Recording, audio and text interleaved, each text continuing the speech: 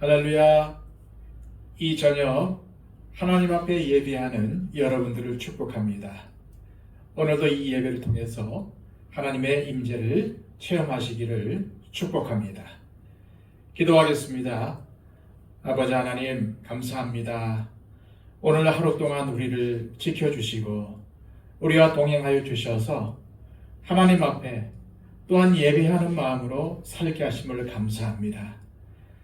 하나님 아버지, 그럼에도 불구하고 세상을 살면서 각종 죄악과 실수를 저질렀습니다. 이 시간 겸손한 마음으로 주님 앞에 엎드리오니 예수 그리스도의 보혈로 우리를 정결케 하여 주시고 우리의 심령이 깨끗해지는 은혜가 있게 하여 주시옵소서. 이 예배를 통해 하나님께 더 가까이 나가기를 원합니다. 하나님을 만나는 아름다운 체험을 하기를 원합니다. 이 예배 시간 주님 앞에 엎드리오니 우리 가운데 역사하여 주시옵소서. 우리를 만나 주시옵소서. 이 예배를 통해서 회복의 은혜를 경험하게 하여 주시옵소서. 이 예배의 시종을 온전히 주님께 맡겨드리며 예수 그리스도의 이름으로 기도하옵나이다. 아멘. 다 함께 찬송가 370장 찬양 드립니다.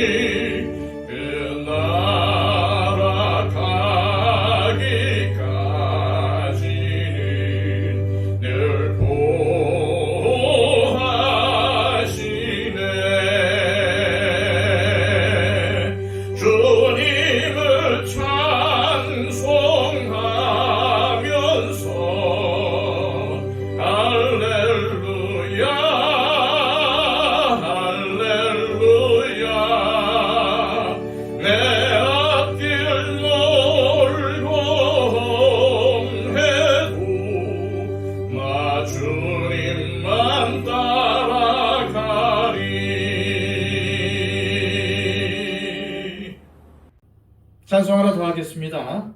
찬송가 407장입니다.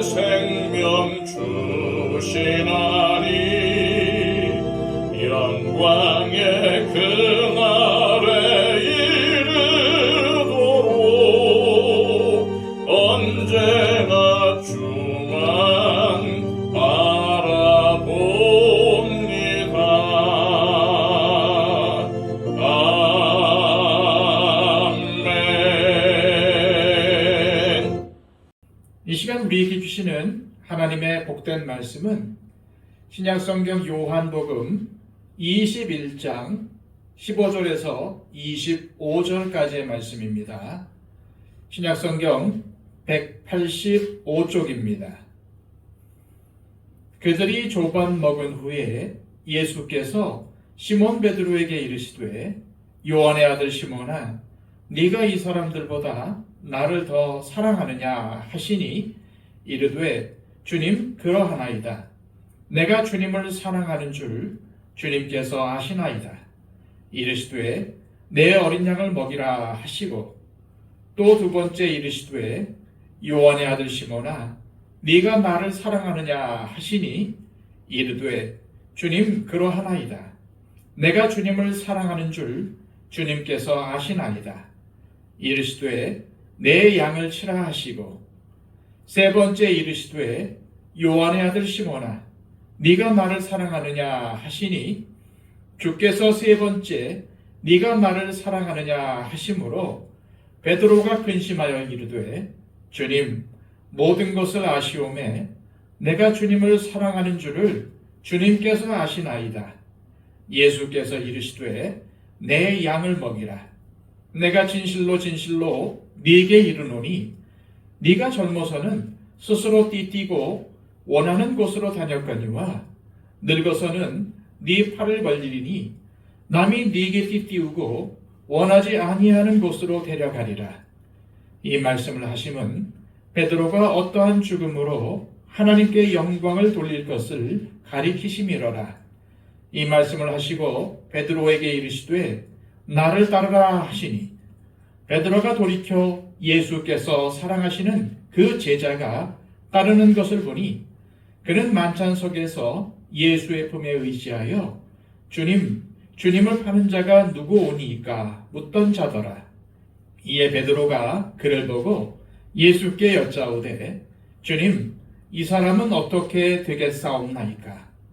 예수께서 이르시되 내가 올 때까지 그를 머물게 하고자 할지라도 네게 무슨 상관이냐? 너는 나를 따르라 하시더라. 이 말씀이 형제들에게 나가서 그 제자는 죽지 아니하겠다 하였으나 예수의 말씀은 그가 죽지 아니하겠다 하신 것이 아니라 내가 올 때까지 그를 머물게 하고자 할지라도 네게 무슨 상관이냐 하신 것이로라. 이 일들을 증언하고 이 일들을 기록한 제자가 이 사람이라. 우리는 그의 증언이 참된 줄 아노라. 예수께서 행하신 일이 이 외에도 많으니 만일 낱낱이 기록된다면 이 세상이라도 이 기록된 책을 두기에 부족할 줄 아노라. 아멘. 우리는 지난 시간 실패하여 넘어진 베드로를 예수님께서 일으켜 주시는 내용을 묵상했습니다. 예수님은 베드로뿐 아니라 우리가 넘어질 때 우리를 일으켜 주십니다. 우리 그리스도인들은 하나님을 사랑하고 이웃을 사랑하도록 부르심을 받았습니다. 따라서 우리가 하나님을 사랑하지 않고 이웃을 사랑하지 않는다면 진정한 그리스도인이 아닐 것입니다. 그런데 하나님을 사랑하고 이웃을 사랑하라는 말은 주님을 온전히 신뢰하고 항상 예수님 안에 거하며 말씀에 전적으로 복종하라는 의미인데 이것을 실천하기는 절대 쉽지 않습니다. 예수님의 발 앞에 앉아 예수님께서 전하시는 말씀을 직접 들은 사람 중 그 누구도 주님, 그보다 더 큰 도전이 될 만한 목표를 주십시오 라고 말하지 못했습니다. 그만큼 예수님께서 주신 말씀은 선뜻 실천하기가 어려운 말씀이었다는 것입니다. 주님은 산상수훈 중에 이러한 말씀을 하셨습니다. 마태복음 5장 46절에서 48절의 말씀을 세번역 본문으로 읽겠습니다. 너희를 사랑하는 사람만 너희가 사랑하면 무슨 상을 받겠느냐? 세리도 그만큼은 하지 않느냐? 또 너희가 너희 형제 자매들에게만 인사를 하면서 지내면 남보다 나을 것이 무엇이냐? 이방 사람들도 그만큼은 하지 않느냐? 그러므로 하늘에 계신 너희 아버지께서 완전하신 것 같이 너희도 완전하여라. 현장에서 이 말씀을 들은 사람들은 가슴이 철렁 내려앉는 기분을 느꼈을 것입니다. 어떠한 사람들은 예수님께서 말씀하신 완전함이라는 단어가 성숙함 또는 자비로움을 의미한다고 주장하면서 완전함이라는 말이 주는 충격을 애써 줄이려고 하기도 했습니다. 그러나 여기서 핵심은 완전함이라는 단어가 아니라 하나님과 같이라는 표현입니다. 적당히 성숙해지라거나 적당히 자비를 베풀라는 말이 아니라 하나님처럼 온전해지라는 것입니다. 다시 말해 하나님이 기준이라는 말씀입니다. 그러므로 우리가 주님에게서 어떠한 명령을 받았든지 한 가지 근본적인 문제가 발생하는데 그것은 바로 우리가 실패할 수밖에 없는 존재라는 것입니다. 그렇기에 우리는 서로를 향해 오래 참아 주어야 합니다. 그리고 서로 섬겨 주어야 합니다. 그래도 아주 기쁜 소식은 우리가 예수님 안에서 회복될 수 있다는 것입니다. 그렇습니다. 아무리 훌륭한 신앙인들도 실패할 수밖에 없으며 따라서 그들도 예수님 안에서 회복이 필요합니다. 그러므로 저를 포함한 우리 모두는 나는 실패할 수밖에 없다라는 것을 먼저 받아들여야 합니다. 그리고 동시에 우리는 예수님 안에서의 회복이 필요하다는 것도 받아들여야 합니다. 종종 유명한 사회 지도층이나 목회자들 가운데 범죄나 불륜을 저지르는 경우가 있습니다. 불륜이 아니더라도 이혼의 위기를 겪거나 이혼한 목회자들도 많습니다. 그런데 중요한 것은 그런 위기를 당한 그 자체가 아닙니다. 그런 위기는 누구에게나 찾아옵니다. 우리가 다 멀쩡해 보이지만 사실 위기가 없는 사람, 위기가 없는 가정이 어디 있겠습니까? 위기는 다 있습니다. 그러나 그런 위기를 어떻게 극복하고 회복되었는가가 더 중요합니다. 우리는 모두 이 땅에 살면서 어려움을 당할 수밖에 없고 실패할 수밖에 없습니다. 그런데 그것을 어떻게 극복하고 회복하느냐가 중요하다는 말씀입니다. 그렇다면 우리가 인생을 살다가 실패할 가능성이 얼마나 클까요? 당연히 100%입니다. 저도 그렇고 여러분들도 그렇고 실수하고 실패할 확률은 100%입니다. 크든 작든 누구나 반드시 실패하게 되어 있습니다. 나는 실패하지 않는다라고 하면 나는 인간이 아니다 라는 뜻이 됩니다. 인간이면 누구나 실패할 수밖에 없습니다. 하지만 실패는 언제든지 그리고 얼마든지 극복될 수가 있습니다. 주님 앞에 실패를 인정하고 그 실패를 드러낼 때 우리 구주 예수님은 주님 앞에 나오는 사람을 회복으로 인도하십니다.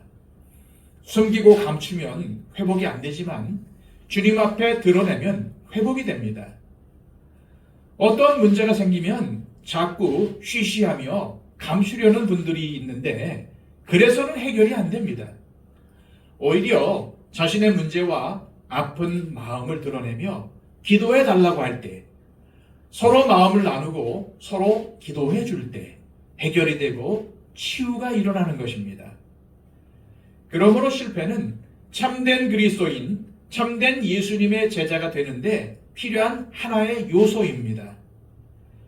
예수님의 제자 중에서 실패하지 않은 사람은 단 한 사람도 없습니다. 제자들의 실패를 성경을 통해서 보면서 우리는 그들의 진짜 모습을 발견할 수 있습니다. 복음서를 보면 제자들의 실패는 일정한 양상을 보입니다. 그들은 예수님의 가르침을 이해하는데 실패합니다. 또한 그들은 폭풍 가운데를 지나는 동안 믿음을 보이지 못하고 비명을 지릅니다. 예수님이 다른 사람들의 필요를 어떻게 공급하시는지도 깨닫지 못합니다. 특히 마지막 순간, 즉 예수님이 겟세마네에서 기도하시는 동안 제자들은 모두 잠에 골아 떨어졌습니다. 이처럼 복음서에서 제자들의 불완전함과 실패의 양상은 그들이 부족하고 연약하다는 것을 분명히 드러내줍니다. 그러므로 하나님을 사랑하고 이웃을 사랑하라는 예수님의 말씀은 완전함에 대한 것이 아니라 관계에 대한 것입니다. 그런데 이 예수님의 가르침 안에는 인간의 죄성에 대한 근본적인 인식이 들어가 있습니다.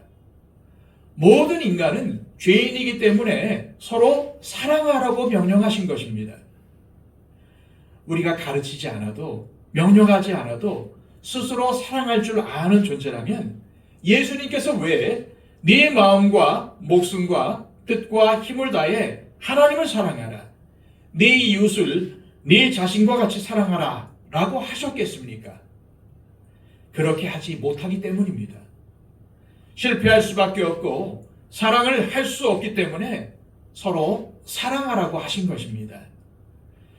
복음서를 읽다 보면 우리는 제자들의 실패의 양상을 발견할 수 있는데, 그것을 소위 실패의 3R, 실패의 3R이라고 부릅니다.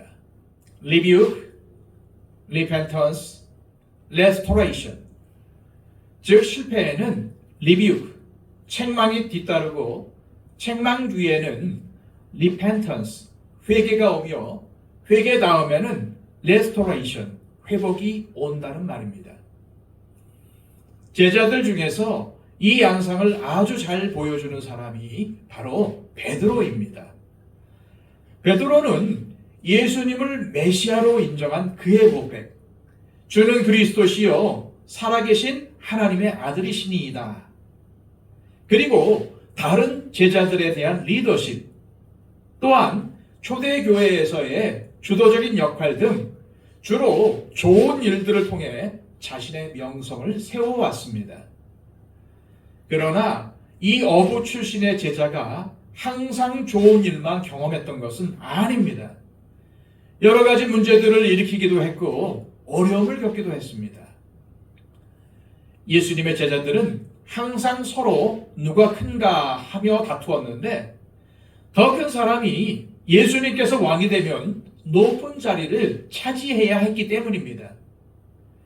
베드로는 당연히 자신이 최고라고 생각했습니다. 그런 베드로가 예수님이 물 위를 걸어서 오실 때 자기도 물 위를 걷게 해달라고 하여 예수님의 허락을 받고 조금 걸었는데 걷다가 실패하고 물속에 빠졌습니다. 또한 예수님이 산 위에서 변화되시고 모세와 엘리야가 나타났을 때 베드로는 초막 3개를 세우고 여기서 살자며 횡설수설했습니다. 무엇보다 그는 예수님이 자신을 가장 필요로 하던 순간 자기는 예수님과 아무 관계가 없다고 하며 공개적으로, 그것도 예수님께서 보시는 데서 3번이나 연속해서 부인했습니다. 이처럼 복음서 기록자들은 베드로가 실패한 사건들을 솔직하게 드러냈습니다. 어떤 사람은 실패를 드러내는 것을 절대로 해서는 안 되는 금기로 삼습니다. 그러나 실패를 드러내고 인정할 때만 회복이 찾아오는데 그 중간에 책망과 회개가 있어야 합니다. 첫째로 책망입니다.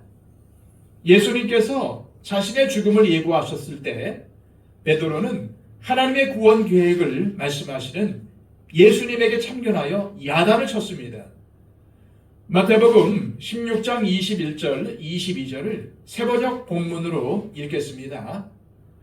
그때부터 예수께서는 자기가 반드시 예루살렘에 올라가야 하며 장로들과 대제사장들과 율법학자들에게 많은 고난을 받고 죽임을 당해야 하며 사흘째 되는 날에 살아나야 한다는 것을 제자들에게 밝히기 시작하셨다. 이에 베드로가 예수를 따로 붙들고 주님, 안 됩니다. 절대로 이런 일이 주님께 일어나서는 안 됩니다. 하고 말하면서 예수께 대들었다. 주님께서 이렇게 하라고 하시면 예, 알겠습니다. 라고 해야지 주님, 안 됩니다. 라고 하는 것은 예수님을 따르는 제자요 그리스도인이 할 말은 아닙니다. 예수님이 진짜 나의 주인이고 주님이시라면 예, 알겠습니다 라고 해야 합니다. 그런데 베드로는 뭐라고 합니까? 주님, 안 됩니다. 절대로 이런 일이 주님께 일어나서는 안 됩니다 라고 했습니다. 이러한 베드로의 말은 자신의 마음속에 있는 것을 보여주는데 이것은 바로 죽음이 없는 천국, 고난이 없는 천국입니다. 이러한 베드로에 대해 예수님은 그에게 꼭 필요한 것을 주셨는데 그것은 바로 그의 마음속 생각이 사탄에게서 나온 것이라는 책망이었습니다. 마태복음 16장 23절을 새번역 본문으로 읽겠습니다. 그러나 예수께서는 돌아서서 베드로에게 말씀하셨다. 사탄아, 내 뒤로 물러가라. 너는 나에게 걸림돌이다. 너는 하나님의 일을 생각하지 않고 사람의 일만 생각하는구나. 이 예수님의 말씀은 베드로가 사탄이라는 말이 아니라 이 순간 베드로가 사탄의 꼬임에 넘어갔다는 말씀입니다. 그런데 이 말씀이 너무나도 놀랍습니다. 예수님은 베드로에게 너는 하나님의 일은 생각하지 않고 사탄의 일만 생각하는구나 라고 하셔야 맞지 않습니까? 그런데 사람의 일만 생각하는구나 라고 하십니다. 그러니까 사람의 일이 바로 사탄이 원하는 일이라는 것입니다. 사람의 일이 무엇입니까? 예수님은 절대로 죽으시면 안 된다는 베드로의 계획입니다. 언뜻 보기에는 참 좋은 것 같습니다. 예수님이 죽으시면 안 된다는 게 얼마나 좋습니까? 또한 예수님의 제자로서 예수님이 죽지 않도록 지켜주는 게 얼마나 귀한 일입니까?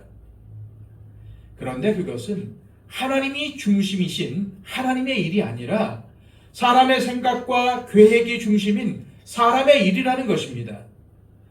그리고 더 나아가 그것은 사탄이 좋아하는 일입니다. 왜냐하면 하나님의 구원 계획을 이루지 못하도록 하기 때문입니다. 우리도 베드로와 같이 실수할 때가 있습니다. 주님 안 됩니다 라고 합니다.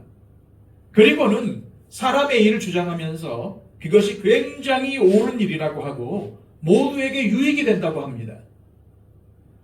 그러나 그것은 하나님의 일이 아니라 사람의 일일 수 있고 사탄의 뜻일 수 있다는 것입니다. 그러한 죄악된 행동은 반드시 책망을 받고 고쳐져야 합니다. 그래서 예수님은 즉시 베드로에게 사탄아 내 뒤로 물러가라 라고 하신 것이죠. 예수님은 요한복음 16장 7절 8절에서 이렇게 말씀하셨습니다. 그러나 내가 너희에게 실상을 말하노니 내가 떠나가는 것이 너희에게 유익이라. 내가 떠나가지 아니하면 보혜사가 너희에게로 오시지 아니할 것이요 가면 내가 그를 너희에게로 보내리니 그가 와서 죄에 대하여 의에 대하여 심판에 대하여 세상을 책망하시리라. 예수님은 이 말씀을 통해 성령님께서 우리 마음속에 들어올 것이며 성령님의 임무 중 하나가 다름 아닌 우리의 죄를 꾸짖는 것이라고 하십니다. 아픔이 따르더라도 우리의 실수와 실패가 드러나고 책망받아야 한다고 성경은 우리에게 말씀하십니다. 그리고 교회에서 책망할 때는 반드시 사랑 가운데서 말하라고 명령합니다. 그렇게 해야 좋은 결과가 나올 수 있기 때문입니다. 두 번째는 회개입니다. 가장 좋은 결과는 책망을 들을 필요가 있는 사람이 책망을 받아들이고 회개하는 것입니다. 그것은 머리가 아플 때 살인독과 같은 두통약을 삼키는 것과 비슷합니다. 베드로는 예수님께 책망을 받았지만 그것을 받아들이는데 약간의 시간이 걸렸습니다.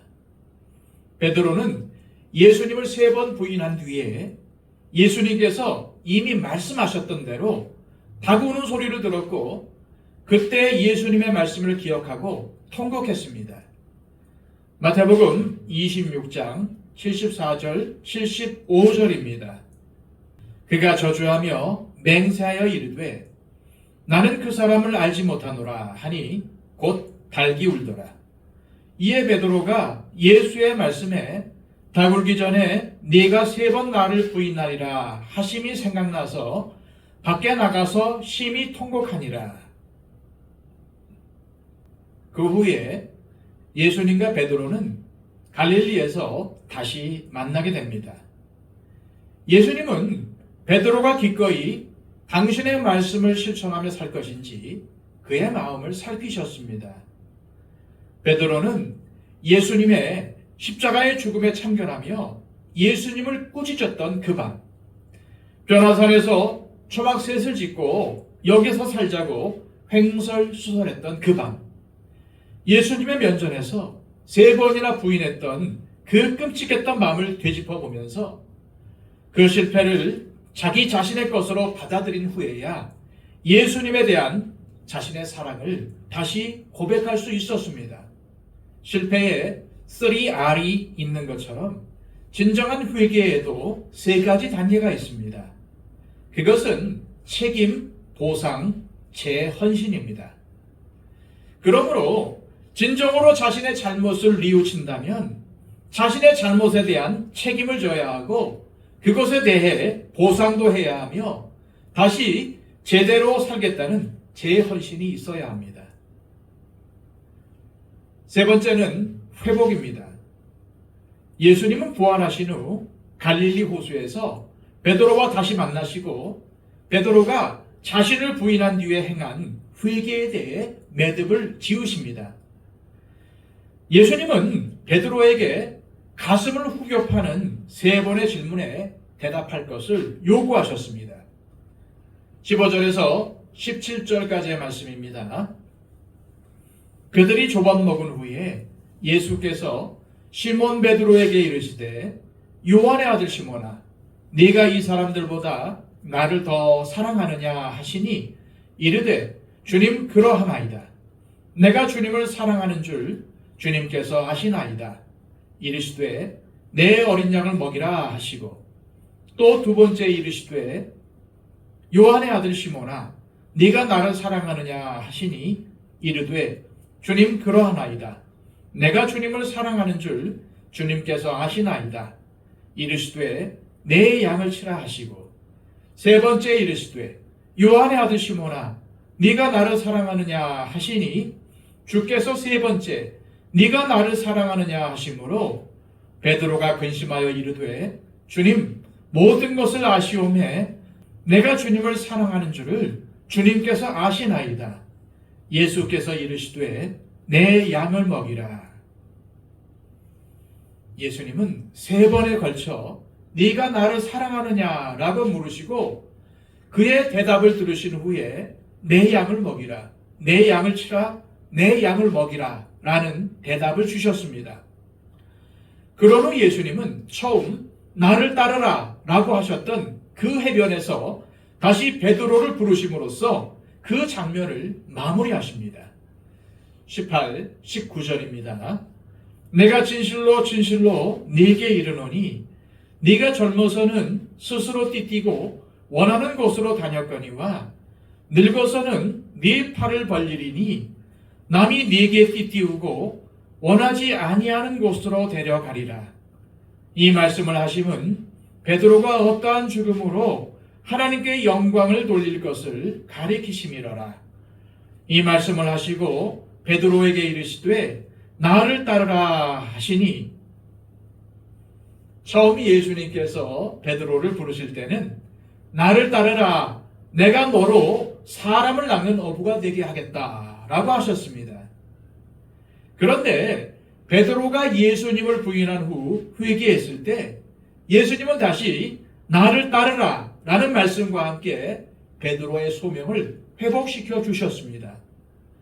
하지만 베드로가 소명을 회복하고 주님을 따르려고 하다 보니까 옆에 있는 다른 제자가 보입니다.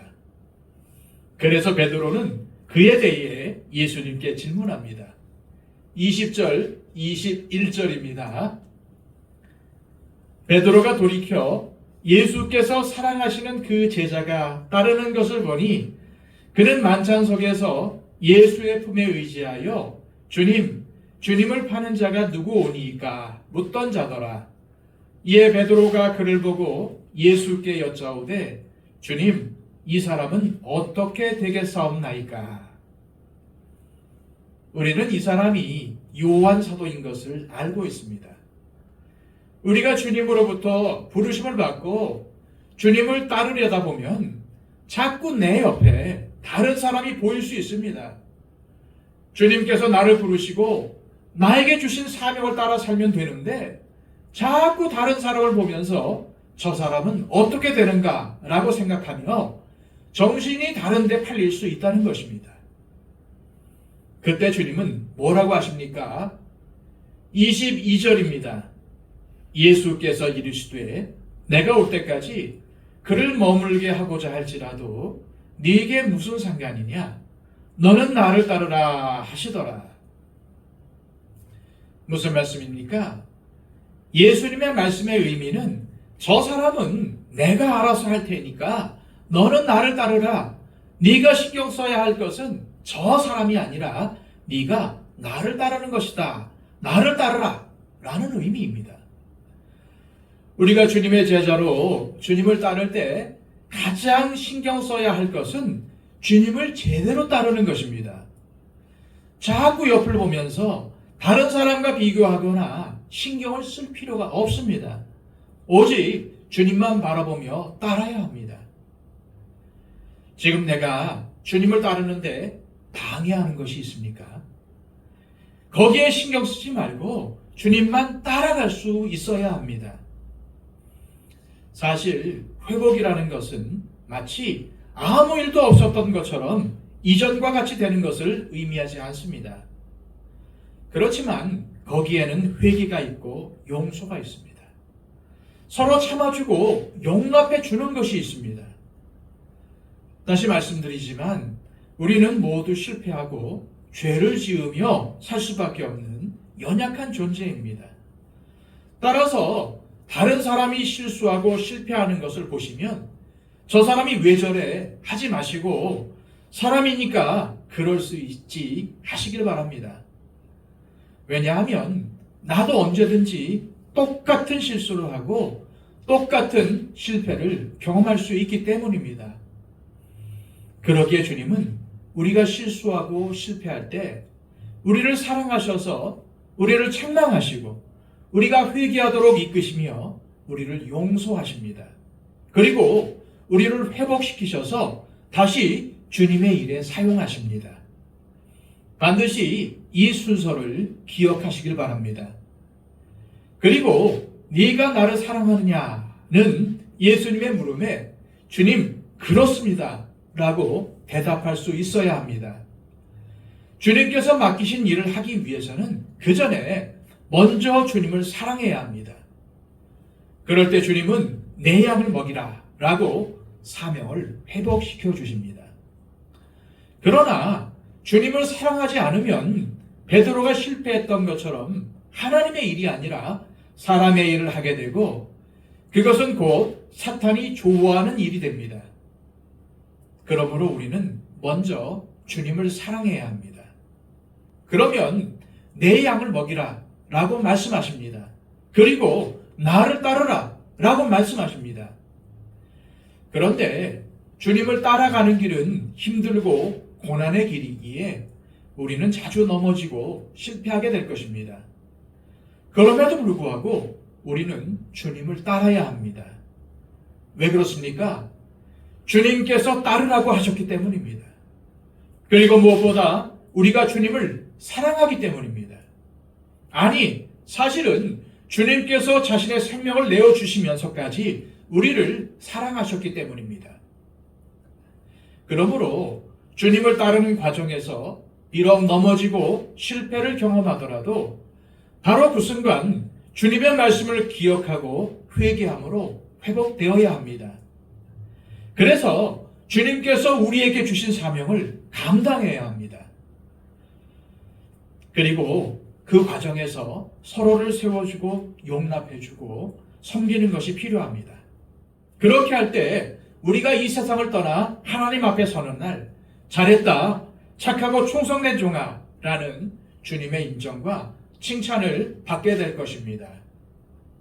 기도하겠습니다. 하나님 아버지, 오늘 말씀을 통해 우리는 베드로나 다른 제자들보다도 더 실수하고 실패하는 존재임을 다시금 깨닫습니다. 그런데도 다른 사람을 비난하고 정죄하는 우리를 용서하시고 예수님께서 베드로와 다른 제자들을 회복시키시고 세워주신 것을 본받아 다른 사람들의 실수와 실패를 용납하고 이해하며 오히려 그들의 아픔을 위로하게 하옵소서. 또한 주님께서 우리를 용서하시고 회복시키시는 과정을 잘 깨달아 주님 나라 가는 날까지 주님을 따르는 제자의 삶을 살게 하옵소서. 예수 그리스도의 이름으로 기도하옵나이다. 아멘.